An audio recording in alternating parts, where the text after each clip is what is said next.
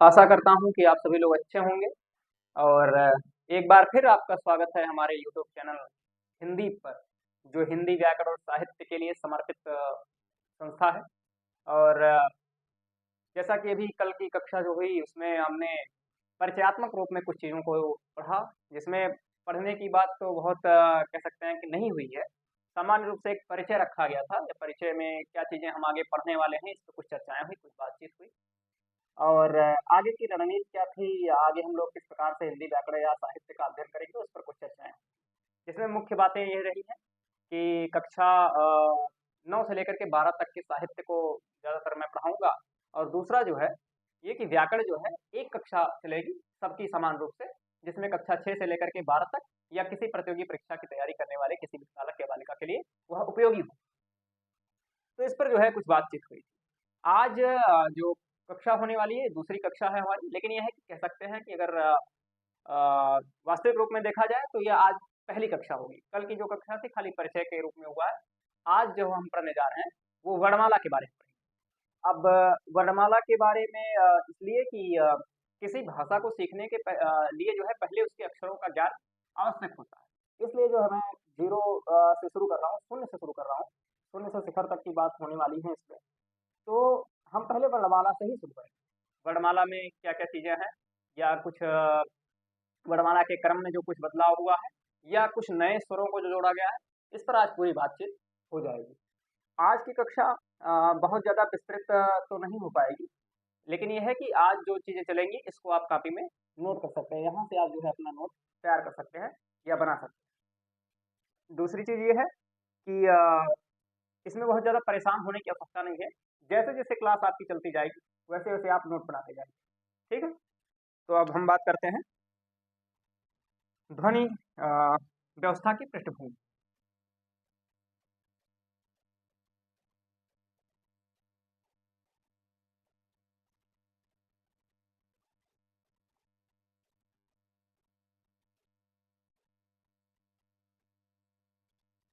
ध्वनि व्यवस्था की पृष्ठभूमि,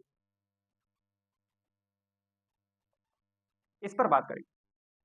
अब ध्वनि व्यवस्था की जो पृष्ठभूमि है, उसका जो कह सकते हैं कि बैकग्राउंड है, वो कैसे काम करता है, किस रूप में काम करता है।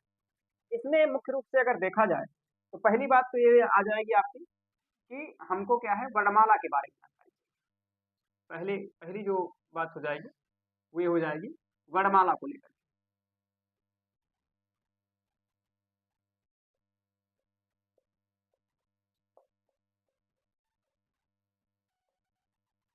पहली बात हम वर्णमाला में बात करेंगे। दूसरी बात ये करेंगे कि वर्ण विच्छेद क्या होता है।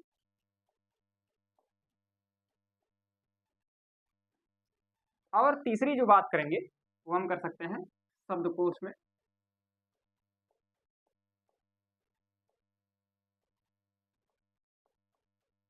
वर्णों का क्रम।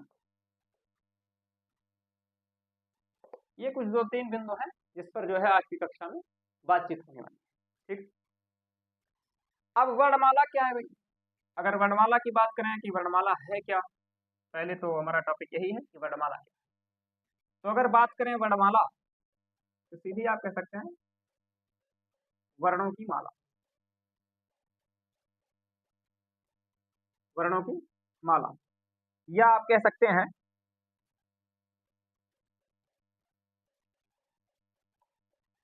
वर्णों का क्रमबद्ध समूह। वर्णमाला में अगर बात करें, ध्वनि व्यवस्था के पृष्ठभूमि के रूप में ऐसी कोई कह सकते हैं कि हेडिंग या शीर्षक ऐसा कोई है नहीं जिस पर हम चर्चा कर सकते हैं। ये बात खाली इतनी हो सकती है कि वर्णमाला है, या आप डायरेक्ट इस पार्ट को भी शुरू कर सकते थे। मैं चाहता तो इससे बात शुरू कर सकता था कि वर्णमाला क्या है, लेकिन हम एक क्योंकि एक पूरी कक्षा को एक निरंतर अभ्यास में चलाना है, और वो क्रमबद्ध भी हो, अध्यायवार भी हो, और आपको नोट बनाने में थोड़ी सी सरलता हो, इसलिए इस चीज की व्यवस्था की गई है कि हम पहले बात करेंगे वर्णमाला पर, वर्ण विच्छेद करेंगे, उसके बाद शब्दकोश में वर्णों का क्रम क्या होता है, उसको देखने का तरीका क्या है, इस पर बात करेंगे। और निरंतर आने वाली कक्षाओं में भी ऐसी कुछ चीजें आपको देखने को मिलती रहेंगी। ठीक है। अब बात करते हैं कि वर्णमाला है क्या। वर्णों की माला के बारे में बात हो गई कि वर्णों की माला है। अब हम सबसे पहले वर्णमाला को लिख लेते हैं और ये जान लेते हैं कि क्या क्या इसमें कुछ चीजें नई जोड़ी गई। ठीक है,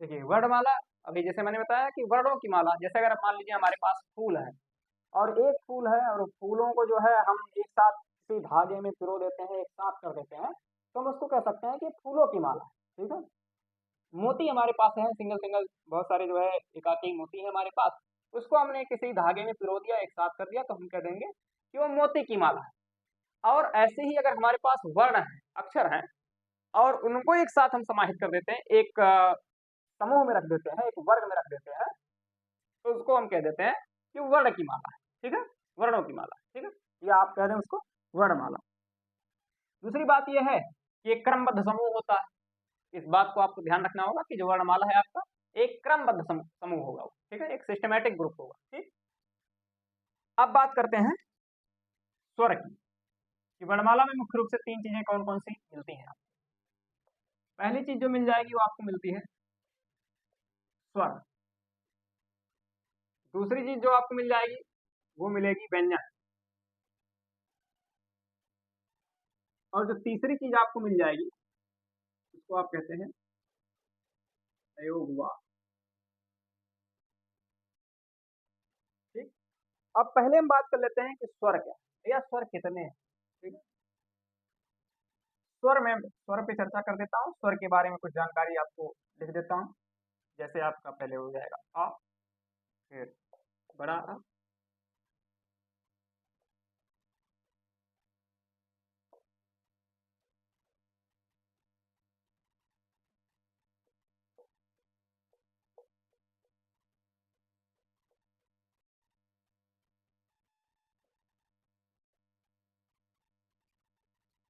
एक स्वर मैंने अभी इसमें छोड़ दिया है। ठीक है, जैसे मैंने लिखा अ ई उ ऊ, उसके बाद मैंने वहां पर री छोड़ दिया है। री इसलिए छोड़ दिया है क्योंकि उस पर थोड़ा सा विवाद है। ठीक है, अब क्या विवाद है मैं भी आपको इस बारे में बताता हूँ। यहाँ पर मैं एक लिख देता हूँ री। ठीक है, अब अगर इस हिसाब से देखा जाए तो हमारे पास स्वरों की जो कुल संख्या हो जाती है 11 हो जाती है। कितनी हो जाती है? 11।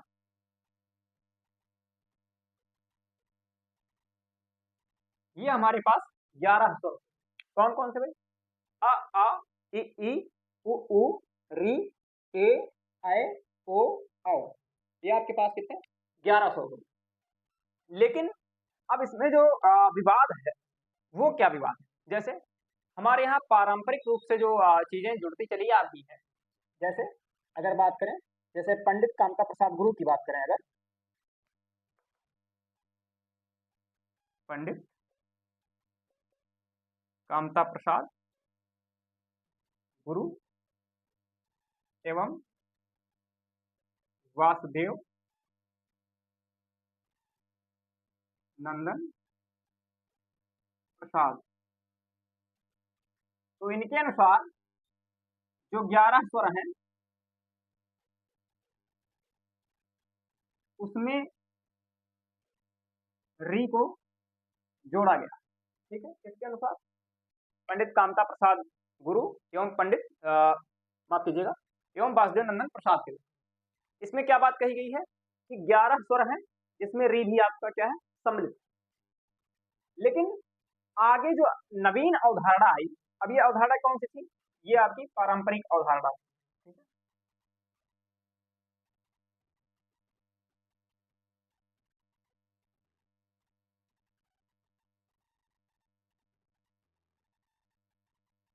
या इससे आप कह सकते हैं कि प्रचलित है।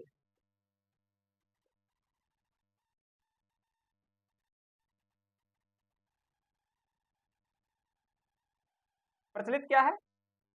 प्रचलित यही है जैसा कि हम सभी लोग पढ़ते चले आ रहे हैं, अ आ इ उ री ए ऐ ओ औ।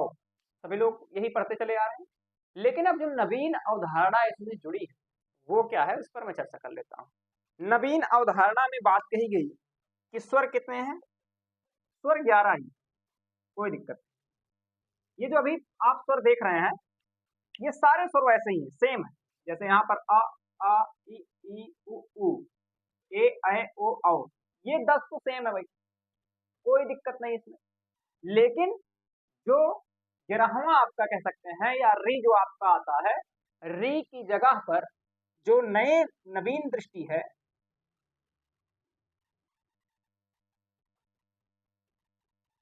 नवीन दृष्टि है, वो कहती है कि ये री के स्थान पर हम जो स्वर रखेंगे वो स्वर है आ।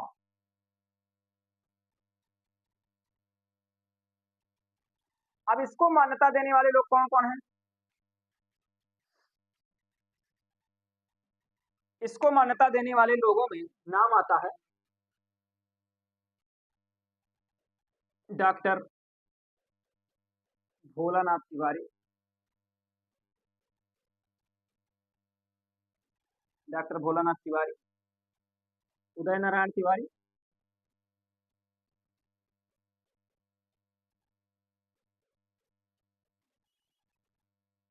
और देवेंद्र नाथ शर्मा।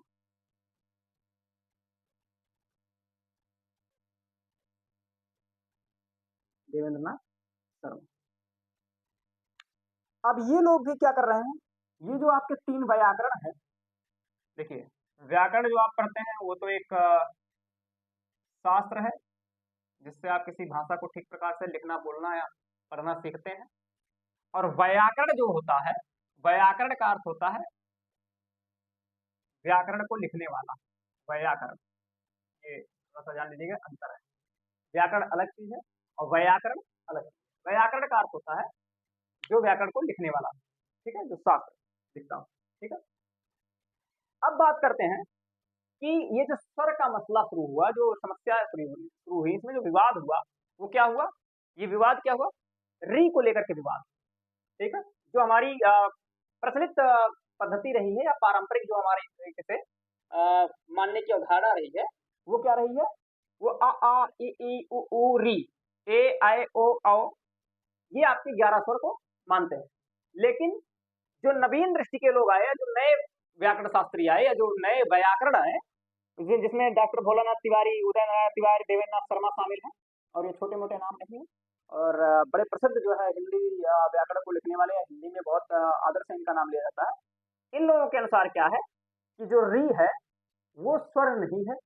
कारण ये, इनका जो तर्क है वो तर्क ये है कि री का जो उच्चारण है आप रा पर छोटी की मात्रा लगा करके प्राप्त कर सकते हैं। ये इनका जो है कहने का इनका तर्क है कि आप जो है री को नहीं रखेंगे। कारण ये ही कि री जो है रा पर छोटी की मात्रा लगा करके अगर आप छोटी या लघु जिसे आप कहते हैं ई लगा देंगे तो री का उच्चारण किया सकता है।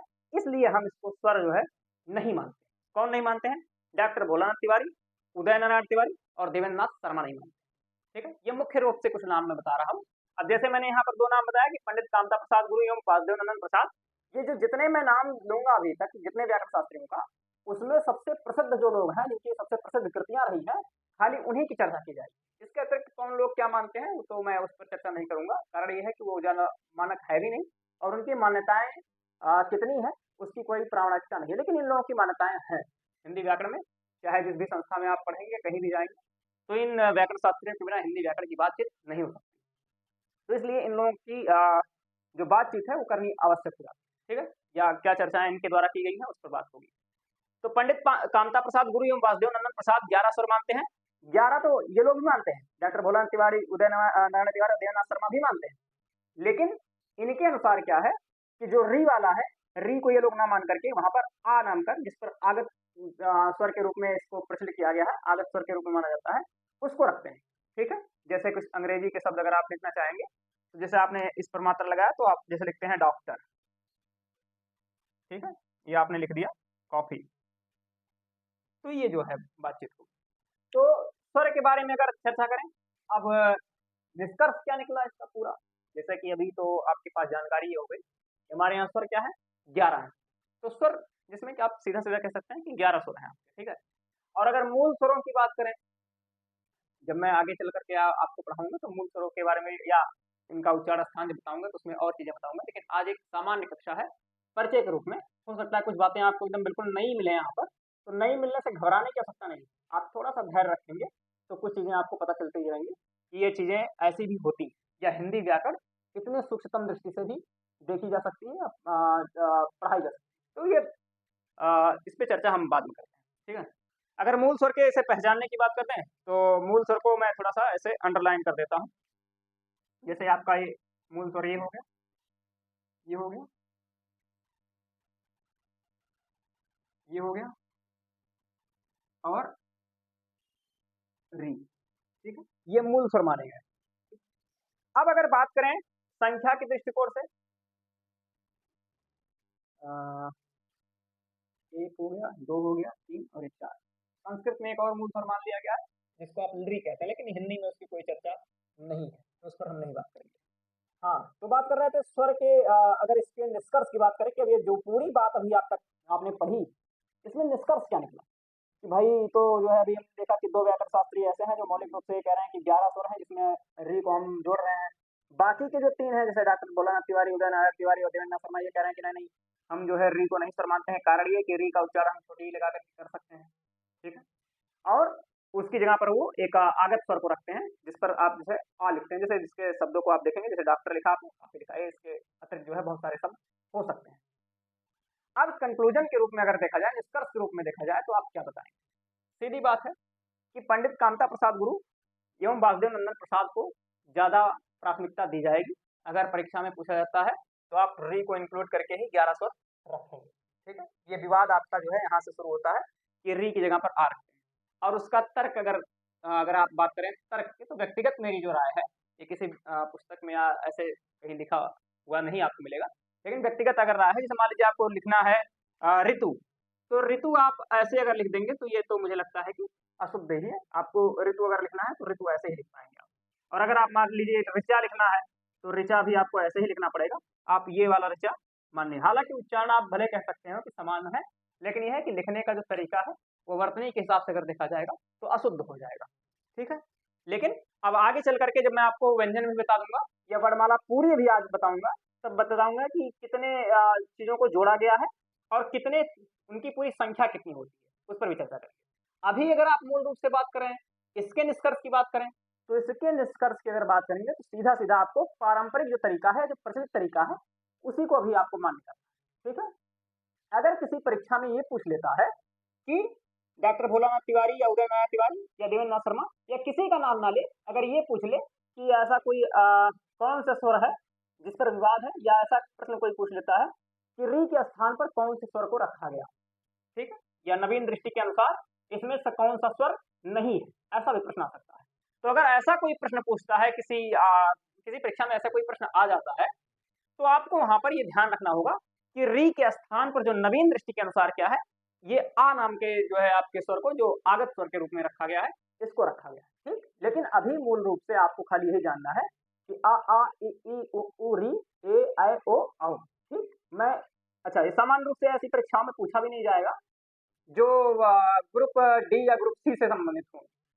ये जब आप किसी हिंदी की विशेष परीक्षा में बैठेंगे, जैसे आप मान लीजिए कि समीक्षा अधिकारी के लिए बैठ रहे हो, या पीसीएस में जो है हिंदी अगर पूछा जा रहा है उसमें अगर आप बैठ रहे हैं, या आप नेट की परीक्षा की तैयारी कर रहे हैं, नेट जेआरएफ हिंदी साहित्य से अगर आप करना चाह रहे हैं, उसमें अगर आप या यूपी टीजीटी या पीजीटी की परीक्षा में भी ये प्रश्न आपको देखने को मिल सकते हैं, क्योंकि वहाँ हिंदी की विशेषता अगर ज्यादा रहेगी, अब हिंदी विषय ही ज्यादा पूछा जाएगा, तभी ये मतलब कि मामला बन सकता है कि आपसे इतने सूक्ष्म प्रश्न पूछे जाएं, ठीक है। लेकिन यह है कि जानकारी आपको अभी से होनी आवश्यक है।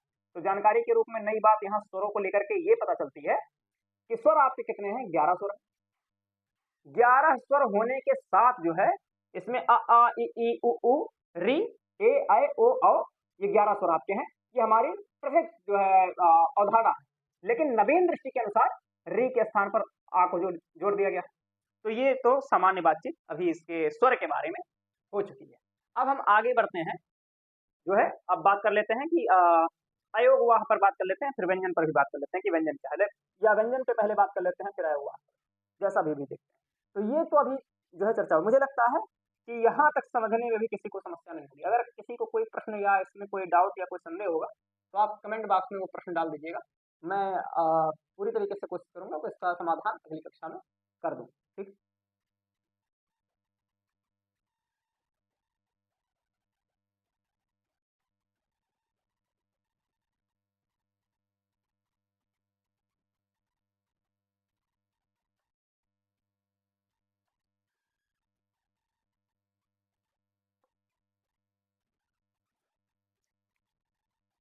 हम पहले अयोगवाह पर ही चर्चा कर लेते हैं, कारण यह है कि वो दो ही हैं, तो अयोगवाह पर हम चर्चा कर लेते हैं।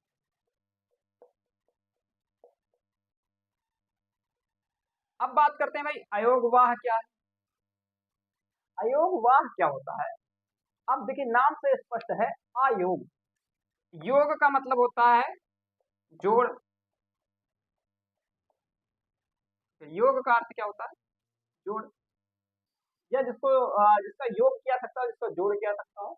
अब योग का मतलब वो आजकल जो बाबा रामदेव वाला भी चल रहा है वो भी योग ही है, लेकिन यह है कि उस पर आपको भी नहीं जाना। वो मामला यहाँ पर शब्द के अर्थ में अगर जाएंगे तो योग का अर्थ जोड़ दिया, ठीक है। और यहाँ पर हिंदी व्याकरण में तो अगर आप योग कहीं भी आएगा, चाहे वर्णों का योग करना हो, शब्दों का योग करना हो, तो ध्वनियों का योग करना हो, तो आप वहां जोड़ से ही संबंधित चीजों को लेंगे, ठीक है। तो अयोग का मतलब जिसे जोड़ा ना सकता हो। अब अयोगवाह का मतलब जिसका योग ना तो स्वर में हो पाए और ना तो व्यंजन में हो पाए। अब ऐसी अगर स्थिति बन जाती है जिसका ना तो योग स्वर में हो ना तो व्यंजन में हो, वो कहलाया अयोगवाह, ठीक है। तो अयोगवाह कितने हैं हमारे यहाँ। अयोगवाह में कोई विशेष जो है कोई विवाद ऐसे देखने को नहीं मिलता है। दो अयोगवाह है, एक छोटा सा विवाद है कुछ व्याकरण शास्त्रियों में, और वो मैं इस पर चर्चा कर देता हूँ कि क्या है। अयोगवाह को दो वर्गों में बांटा गया है, एक अंक जिसे आप कहते हैं और एक आह कहते हैं, ठीक है। इनके नामकरण किए गए, इन दोनों वर्णों के नामकरण किए गए हैं, जिसमें आप अंग को कहते हैं अनुस्वार और अहा को कहते हैं विसर्ग।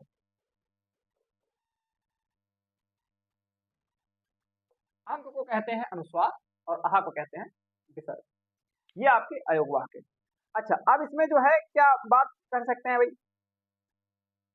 अब अयोगवाह के अगर बारे में बात करें तो जो पंडित कामता प्रसाद गुरु जी हैं वो अयोगवाह को व्यंजन में सम्मिलित कर लेते हैं।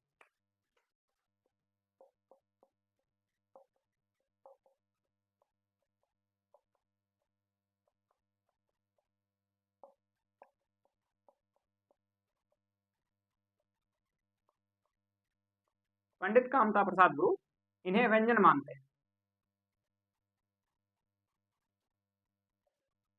ये एक आपके लिए मुख्य बात है, क्योंकि पंडित जी की मूल पुस्तक मानी गई है और वो उस पर चर्चा होती है, इसलिए आपको ये बात ध्यान रखनी होगी कि पंडित कामता प्रसाद जो गुरु हैं इन्हें क्या है, व्यंजन मानते हैं, ठीक है।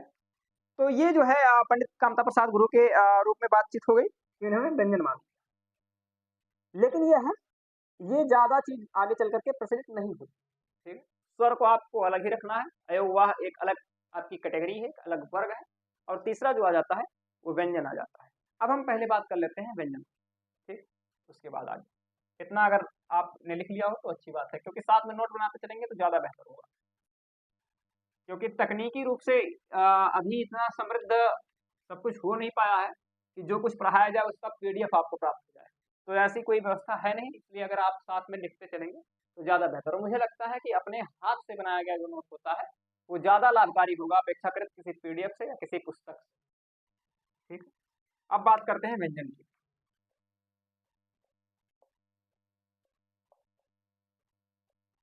ठीक है, व्यंजन में अगर बात करें तो जो पहले आपके व्यंजन आ जाएंगे, जिसको आप स्पर्श व्यंजन जरूर कह देते हैं, उस पर बाद में मैं बात करूंगा।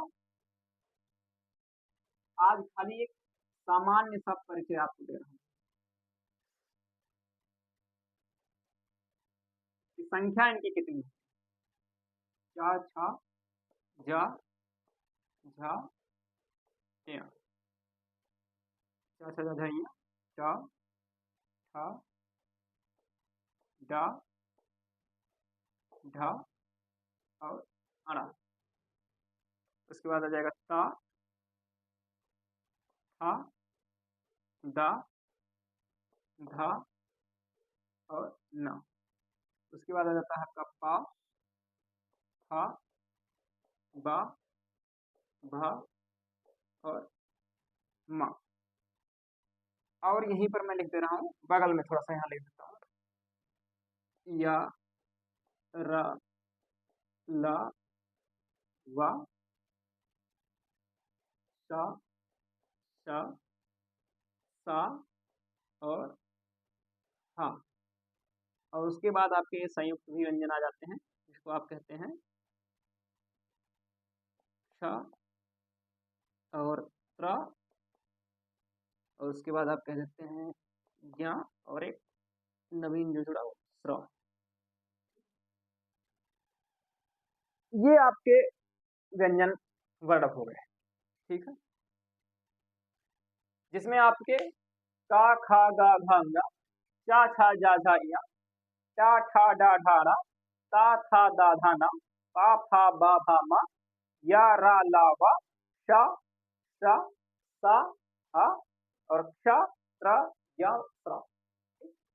ये आपके जो है व्यंजन हो गए।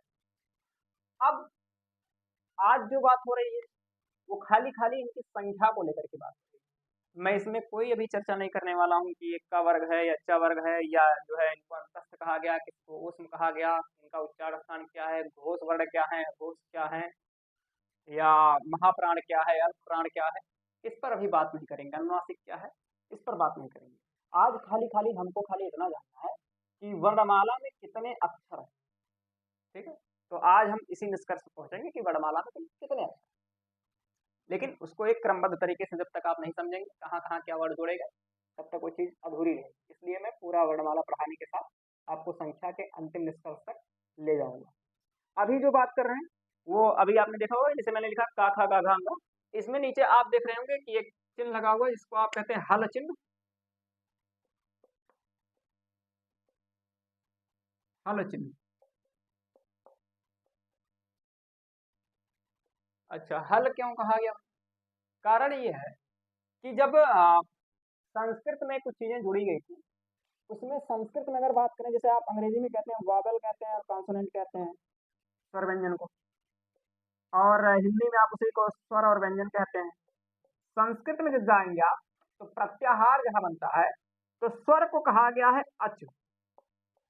अच प्रत्याहार में सारे स्वर आ जाते हैं, ठीक है। और हल प्रत्याहार में सारे व्यंजन आ जाते हैं। तो क्या प्रत्याहार चलता है संस्कृत में, जिसमें व्यंजन को हल कहा जाता है और स्वर को क्या कहा जाता है, अच कहा जाता है। तो हिंदी में जब व्यंजनों को कहीं दिखाना होता है तो उसमें हल चिन्ह का प्रयोग करते हैं, जो आप यहाँ पर लिखा हुआ है, क्योंकि हल का अर्थ होता है व्यंजन। तो अच्छा हल क्यों कहा गया? हल या जिसे हलंत चिन्ह कह देते हैं। हलंत का मतलब होता है, हलंत शब्द का मतलब होता है जिसका अंत व्यंजन से हो रहा है, ठीक है। जैसे अगर हम कोई शब्द लिख दें, जैसे अगर कह दें शिवम, हालांकि आजकल इसको डायरेक्ट ऐसे भी लोग लिख देते हैं, लेकिन वर्तनी के दृष्टिकोण से ठीक नहीं। तो ये जो शिवम कहा गया, जिसमें माँ के नीचे अंतिम में हलंत देखने को आपको मिल रहा है, तो इसका मतलब यह है कि ये जो शब्द है ये हलंत शब्द है। और यदि कोई शब्द ऐसा है जिसमें अंतिम में स्वर आ रहा हो, ठीक है, चाहे वो छोटे आ के रूप में ही हो, जिसे आप लघु आ कह देते हैं, जैसे अगर कहते हैं राम, तो ये क्योंकि अच से खत्म हो रहा है, स्वर से खत्म हो रहा है, इसलिए इनको अजंत कहा जाता है। अब वो चा जा में क्यों परिवर्तित हो गया, अच धन अंत से बना हुआ है, और वो व्यंजन संधि जब आप पढ़ेंगे तब आपको पता चल जाएगा कि चा का जा में परिवर्तन क्यों हो रहा है, ठीक है। तो ऐसे शब्दों को अजंत कहा जाता है जिनका अंत जो है स्वर से होता है, स्वर वर्ण से होता है। और ऐसे शब्दों को हलंत शब्द कहा जाता है जिनका अंत जो है व्यंजन वर्णों से होता है। तो ये सामान्य जानकारी थी। इसलिए जो है, क्योंकि व्यंजन अगर लिखना है आपको, तो आपको शुद्ध रूप में अगर लिखना है तो नीचे हलंत लगाना पड़ेगा, हल चिन्ह लगाना पड़ेगा, तभी ये बात पूरी होगी, ठीक है। अब ये तो आपके मूलभूत से कुछ चीजें ऐसी जुड़ करके आ गई। अगर इनकी गिनती कर लेंगे आप तो का से लेकर के हा तक अगर आप गिनते हैं तो ये जो है 33 वर्ण आपके हो जाते हैं। 25 ये हो गए आपके 25, और इसमें 4 अगर आप जोड़ देंगे तो 29, और 29 4 33। तो ये जो 33 वर्ण हैं आपके का से लेकर के हा तक,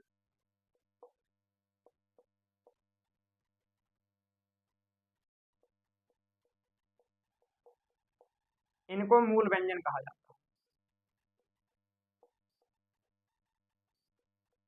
जैसे मूल व्यंजन आपको हिंदी में मैंने बताया, उसमें स्वरों के रूप में, तो उसमें 4 बताया था आपको। तो ये जो है बात अभी क्या हुई कि व्यंजन क्या है, का से लेकर के हा तक आपके मूल हैं, बाकी जो है क्या चीजें जुड़ी हुई है, इस पर अभी हम चर्चा कर लेते हैं। और अब इससे बात आगे बढ़ाते हुए हम ये कर लेते हैं कि कैसे इनकी संख्या में वृद्धि हुई और वर्णमाला का स्वरूप जो अब बन करके आया है वो क्या है। ठीक है, और अब परीक्षा के दृष्टिकोण से हम क्या मानेंगे, क्या अगर कोई प्रश्न आ जाता है उस पर विकल्प आ जाता है कि कितने व्यंजन वर्ण हैं हिंदी वर्णमाला में, या कितने स्वर वर्ण हैं, या कुल वर्ण कितने हैं, तो हम क्या उत्तर लगाएंगे, इस पर अभी चर्चा कर लेते हैं। ठीक,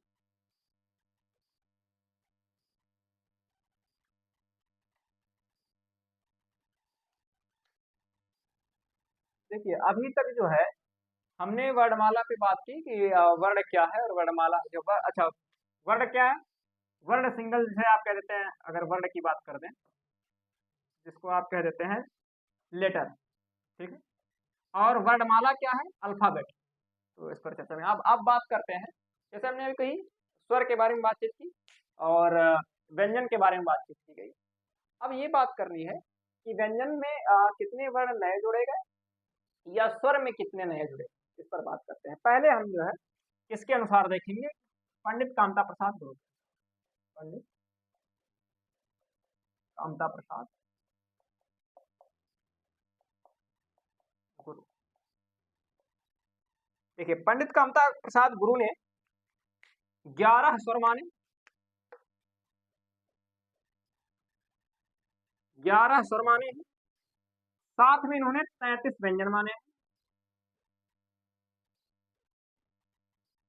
और अगर कुल वर्णों की बात करें तो 11 और 33 अगर आप जोड़ेंगे तो ये जो है आपके 44 वर्ण हो जाए।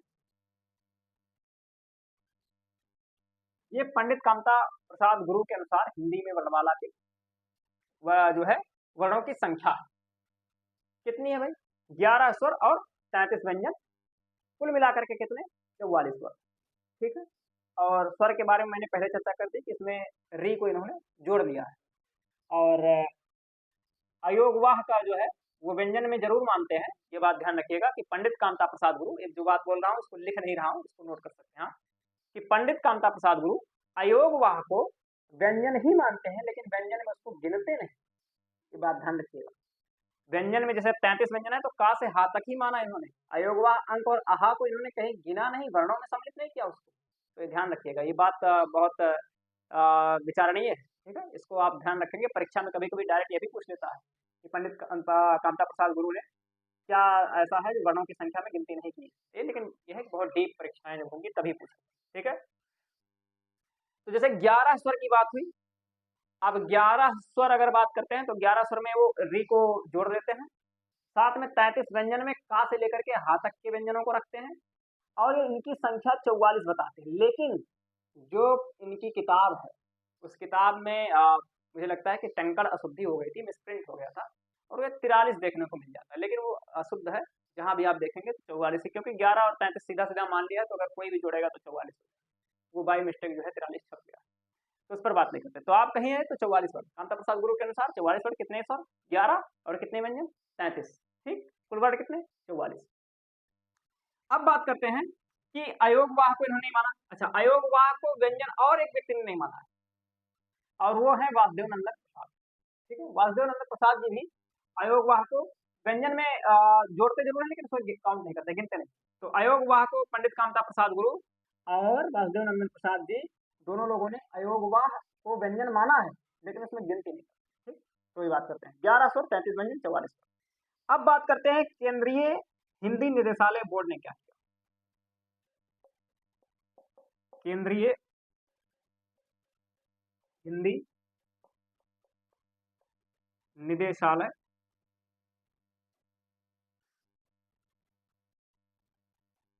अब केंद्रीय हिंदी निदेशालय ने जो है वर्णों की जो संख्या मानी, वो क्या मानी, इन्होंने मानी 11 स्वर प्लस 35 व्यंजन। अभी तक पंडित जी के अनुसार जो है 33 व्यंजन वर्ड, लेकिन अब केंद्रीय हिंदी निदेशालय ने उसको मान्य किया कि हमारे यहाँ कितने हैं, 11 स्वर हैं और 35 व्यंजन है। अब निदेशालय बोर्ड ने री को भी इंक्लूड किया है, बात ध्यान रखिएगा, ठीक है। अब 35 व्यंजन में जो जोड़े, उसमें कौन से जोड़े भाई, नए कौन से जोड़े, वो जो नए 2 वर्ड जोड़े गए उनको कहा जाता है द्विगुण व्यंजन। क्या कहा जाता है, द्विगुण व्यंजन। अब द्विगुण व्यंजन क्यों, क्योंकि इसमें 2 गुण पाए जाते हैं, एक ढ़ और एक ढा, ठीक है। जैसे अगर आप लिख रहे हैं पढ़, एक पढ़, एक पढ़, एक पढ़, तो इनका उच्चारण जो है अलग अलग हो रहा है, ठीक है। ये अगर डमरू के रूप में या ढक्कन के रूप में प्रयोग हो रहे हैं तो अलग गुण के साथ आते हैं, लेकिन अगर पढ़ाई या लिखाई में प्रयोग हो रहे हैं तो ये अलग रूप में आते हैं, 2 गुण के साथ आते हैं, इसलिए इनको कहा गया द्विगुण व्यंजन, ड़ा और ढा। तो इन दोनों व्यंजन वर्णों को केंद्रीय हिंदी निदेशालय बोर्ड ने व्यंजन में जोड़ दिया। तो 11 स्वर और 35 व्यंजन के साथ इनकी जो कुल संख्या निकल करके आती है वर्णों की, वो आती है 46। तो इनके अनुसार, केंद्रीय हिंदी निदेशालय के अनुसार, हिंदी वर्णमाला में कुल वर्णों की संख्या कितनी है, 46, जिसमें 11 स्वर हैं और 35 व्यंजन है, ठीक।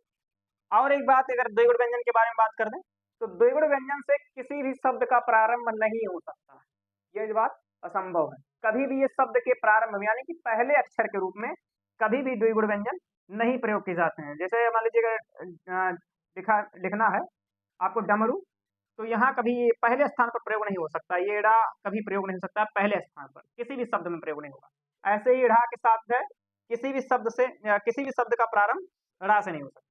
द्विगुण व्यंजन की जो है सीमाएं हैं, किसी भी शब्द का प्रारंभ द्विगुण व्यंजन से नहीं हो सकता, ये बात भी आप लिख सकते हैं अगर चाहें तो, ठीक। अब बात करते हैं आगे कि एनसीईआरटी ने क्या माना, ठीक है। एनसीईआरटी के बारे में आप सबको बताना तो है नहीं, सभी लोगों ने एनसीईआरटी का नाम सुन रखा होगा। और एनसीईआरटी के बारे में बता दें आपको कि यूपीएससी भी एनसीईआरटी की चीजों को मान्य करती है, ठीक है। खासकर एनसीईआरटी की किताबें खुद भी कहते हैं कि पढ़ करके आइए। तो एनसीईआरटी के अनुसार अब जो मैं बात बताने जा रहा हूँ, अब यही अंतिम फाइनल बात आपको मान्य करनी।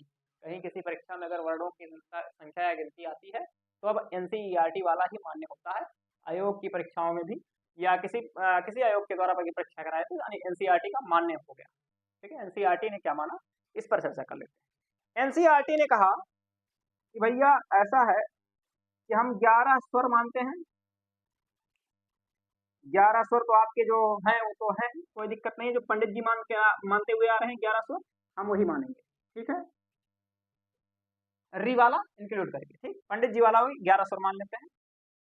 11 स्वर के साथ इन्होंने कहा कि हम 35 जो आपके व्यंजन है, जो आपके केंद्रीय निदेशालय बोर्ड मान रहा है, यानी कि जो द्विगुण व्यंजन जोड़ करके, उसको हम मान लेते हैं भाई, क्योंकि उसका प्रयोग हो रहा है और अलग उच्चारण के कारण हो रहा है, उसमें उच्चारण में फर्क पड़ रहा है, तो अंतर आने के साथ जो है उसको हमने मान लिया, ठीक, 35 व्यंजन मान लिया। उसके बाद इन्होंने कहा कि अब हम 4 संयुक्त व्यंजन भी मान लेंगे भाई, 4 संयुक्त व्यंजन मान लेंगे। अब वो 4 संयुक्त व्यंजन क्या क्या है, मैं वही लिख भी दे रहा हूँ कौन कौन से भाई। एक आपका तो हो गया श, एक हो गया त्र, एक हो गया ज्ञ और एक हो गया स।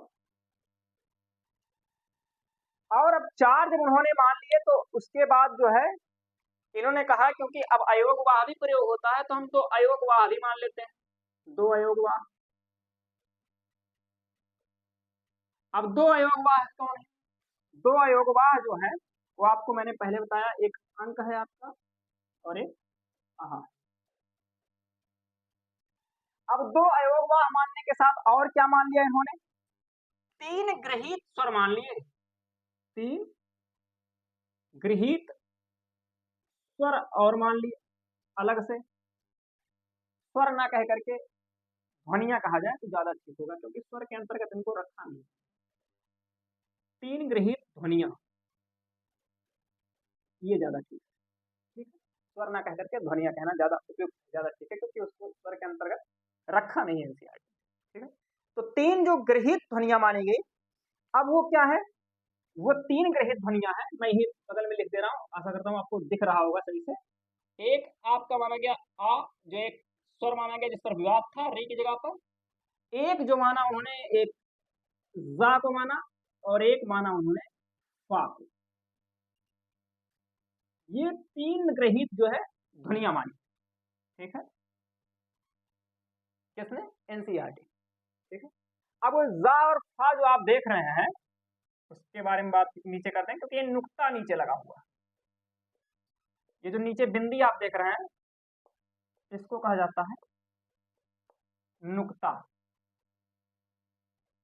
वैसे अगर बात करें नुक्ता लगने की तो लगभग 5 वर्णों पर ये नुक्ता लगता है, और वो 5 वर्ण कौन कौन से हैं, का है, खा है, गा है, जा है और फा। इस पर मैं लगा भी देता हूँ। हिंदी में अगर बात की जाए 5 ध्वनियों की, जो खासकर अरबी या फारसी या कह सकते हैं उसी से बना हुआ उर्दू है, तो ऐसे शब्दों में जो ऐसे भाषा में जो शब्द थे उसका उच्चारण ठीक से हो पाए, तो उसके लिए क्या किया गया कि 5 ध्वनियों को जोड़ा गया, जिसको हिंदी व्याकरण में राजा शिव प्रसाद सितारे हिंद ने जोड़ा, ठीक है। ये बात भी आप चाहे तो लिख सकते हैं, राजा शिव प्रसाद सितारे हिंद ने जोड़ा जरूर था, लेकिन एनसीईआरटी ने खाली उसमें से 2 ही नुक्ते वाले वर्णों को अपने वर्णमाला में स्थान दिया है, जिसमें से आप एक को जा और एक को फा कहते हैं, ठीक है। का, खा और गा के बारे में कोई चर्चा एनसीईआरटी ने अभी नहीं की है, ठीक। अब अगर एनसीईआरटी के हिसाब से देखा जाए कि वर्णमाला हिंदी की जो है उसमें कुल कितने वर्ण हैं, तो 11 स्वर, 35 व्यंजन, 4 संयुक्त वर्ण आपके, 2 अयोगवाह और 3 गृहीत ध्वनियों के साथ एनसीईआरटी ने कुल 55 वर्ण हिंदी में माने। कुल संख्या कितनी है भैया, 55।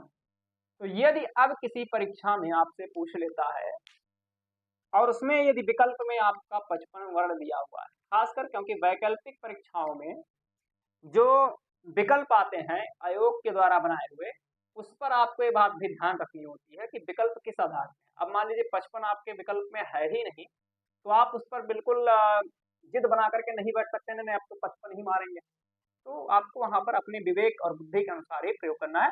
अगर आपको 46 या 44 दिख रहा है तो आप 46 अंश में प्राथमिकता देंगे, और यदि 55 है तो सबसे ज्यादा प्राथमिकता आप 55 वर्ण को ही देंगे, क्योंकि एनसीईआरटी के आधुनिक रूप में जो किताबें अभी आ रही हैं उसमें अब हिंदी व्याकरण में 55 वर्णों की पूरी चर्चा कर दी गई, ठीक है। तो अब अगर कोई पूछ रहा है आधुनिक रूप से, तो आप 52 या 48 या 49 इसमें ना फंस करके सीधा सीधा कहेंगे कि कुल 55 वर्ण है, और कैसे हैं वो आपको यहाँ पर लिखा हुआ, 11 स्वर है, 35 व्यंजन है, 4 संयुक्त ध्वनिया हो गई, 2 अयोगवाह हो गया, 3 गृहीत ध्वनिया हो गई, कुल वर्ण कितने हो गए, 55, ठीक। अब हम बात करते हैं कि एक बार पूरी वर्णमाला जो है हम लिख लेते हैं कि कहाँ से क्या क्या चीजें जुड़ी हैं, और एक बार पुनरावृत्ति के रूप में इसको पढ़ भी लेते हैं, ठीक है। तो मैं इसको मिटा करके पूरी बात लिख देता हूँ।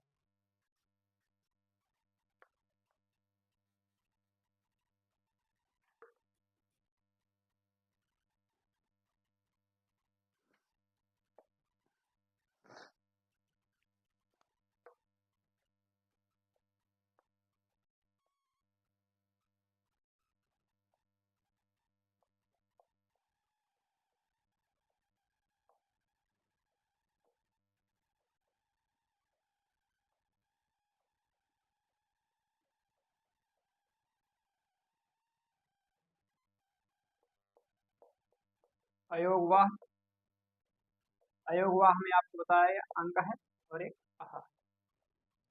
उसके बाद आपका आ जाता है व्यंजन,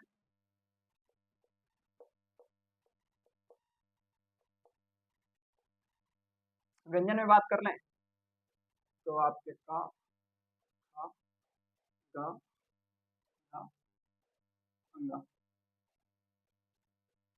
उसके बाद चा, छा, जा, झा, इया, चा, छा, डा, ढा, अड़ा, ता, था, डा, धा और ना, का, खा, बा, भा और मा। उसके बाद या, रा, ला, वा, शा, शा, सा, हा और उसके बाद आ जाएगा आपके ये संयुक्त वाले आ गए। अब यहाँ से क्योंकि अलग से वो जोड़ा गया है तो मैं जो है इनको अलग भी लिख देता हूँ कलर से, ठीक है।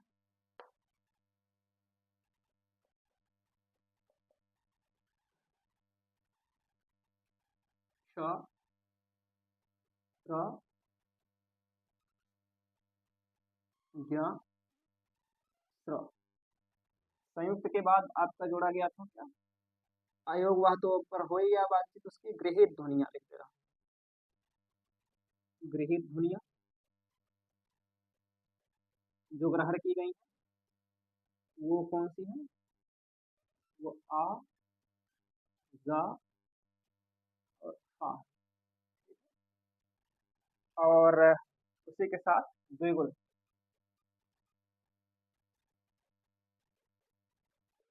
द्विगुण में आपके दो वर्ण थे, एकड़ा और एक। आप चाहें तो द्विगुण को इसके साथ भी बगल में रख सकते हैं, लेकिन वो क्रम निर्धारित नहीं है, आप कहीं भी रख सकते हैं। द्विगुण को अंतिम में भी लोग जोड़ देते हैं, यहाँ भी आप नीचे लिख सकते हैं, इसमें कोई बाध्यता नहीं है। अब अगर बात करें तो ये जो है पूरी तरीके से वर्णमाला आपके सामने दिख रही है, ठीक है। जैसे अ आ इ ई उ ऊ, एक मिनट यहाँ पर एक छूट गया है, क्षम्यता, उ ऊ, ठीक है। अ आ इ ई उ ऊ री, ए ऐ ओ औ, आपके 11 स्वर हो गए, ठीक। उसके बाद आपके 2 अयोगवाह हो गए। उसके बाद का से हा तक लेकर के और इनको द्विगुण व्यंजनों को भी इसमें ऐड कर लिया जाएगा, तो ये आपके 35 व्यंजन हो गए, व्यंजन वर्ण, ठीक है। और ये संयुक्त आपके 4 हैं, गृहीत आपके 3 हैं। और अगर इनकी पूरी संख्या अगर आप गिनेंगे तो कुल वर्णों की संख्या जो आ जाएगी वो 55 हो जाएगी। और ये किसके अनुसार है, NCERT, NCERT के अनुसार ये आपकी कुल 55 वर्ग, ठीक है। आज जो कक्षा में पूरी बातचीत हुई वो खाली यहीं तक हो पाई है अभी तक, कि स्वर और व्यंजन या अयोगवाह और इनकी संख्या किसके अनुसार कितनी है, या हिंदी वर्णमाला में इनकी संख्या को लेकर के जो विवाद अभी तक चला रहा है। मुझे लगता है कि अब इस कक्षा को लेने के पश्चात इसमें आपकी जो समझ रही होगी वो इससे बेहतर, पहले से बेहतर जरूर हुई होगी। तो आज जो है क्योंकि समय थोड़ा सा है और मेरी तबीयत भी बहुत ठीक नहीं लग रही है, तो आज की कक्षा में जो 2 पॉइंट्स अभी बच रहे हैं, एक वर्ण विच्छेद का बच रहा है और दूसरा बच रहा था शब्दकोश को लेकर के। 3 बिंदुओं पर मैंने सोचा था कि आज की कक्षा में बातचीत होगी, लेकिन उसमें से खाली अभी एक बिंदु पर बात हो पाई, वर्णमाला पे। तो अभी वर्णमाला का खाली खाली परिचय है, संख्या पर खाली बात हुई, अभी इस पर बात नहीं हुई है कि उच्चारण स्थान किसका क्या है, या अल्पप्राण कौन सा है, अंतस्थ क्या है, उष्म क्या है, तालव्य कौन से हैं, ठीक है। तो उच्चारण स्थान हो गया, महाप्राण, अल्पप्राण, सघोष, अघोष, ये इस पर बात अभी नहीं, वो अगली कक्षाओं में बातचीत होगी। अभी खाली एक सामान्य परिचय में देता चल रहा हूँ, जिसमें आज की जो पहली कक्षा रही है वो खाली ये है, वर्णमाला का सामान्य परिचय हुआ कि वर्णमाला में संख्या कितनी है, इस पर बात हुई। और मुझे लगता है कि ये कक्षा जो है आप लेने के पश्चात आपकी ये समझ जो है और बेहतर हो गई होगी कि संख्या को लेकर के जो विवाद रहा है कि हिंदी वर्णमाला में कितने कितने वर्ण है, तो वो ज़्यादा बेहतर अब समझ आपके अंदर हो गई। लेकिन अगर इस कक्षा को लेने के पश्चात आपके मन में कोई प्रश्न है या कोई डाउट है, कोई संदेह है, तो आप कमेंट बॉक्स पर जो है कमेंट कर दीजिएगा कि ये चीज़ नहीं समझ में आई। और क्लास कैसी लगी ये आप जो है आप कमेंट में ज़रूर बताइएगा। इससे क्या है कि हमको अगर कोई समस्याएँ आ रही होंगी तो उसको हम ठीक कर पाएँगे। ठीक है? और दूसरी बात ये है कि आप मेरी कक्षा लेने के लिए, हिंदी पढ़ने के लिए बेहतर जानकारी लेने के लिए आपको 2 बातें ध्यान रखनी होंगी। पहला है कि धैर्य रख कर के पूरी क्लास आपको लेनी पड़ेगी। दूसरी बात ये है कि साथ में नोट बनाएँगे तो आपको बेहतर जो है चीज़ें मिल पाएँगी। तो ये 2 बातें मूलभूत रूप में हैं। और रही बात आज की क्लास को लेकर के, तो आप या तो फिर हमारे ईमेल आईडी पर भी आप प्रश्न भेज सकते हैं। अगर कोई प्रश्न आपको आज की कक्षा को लेकर के कोई संदेह है तो उसको भेज सकते हैं, नहीं तो कमेंट में करेंगे तो मैं अगली कक्षा में उसका समाधान अवश्य ही करूँगा। ठीक है? आज की कक्षा के लिए बस इतना ही रखते हैं, कल मिलते हैं फिर आपके नए क्लास को लेकर के। तब तक के लिए बहुत-बहुत धन्यवाद।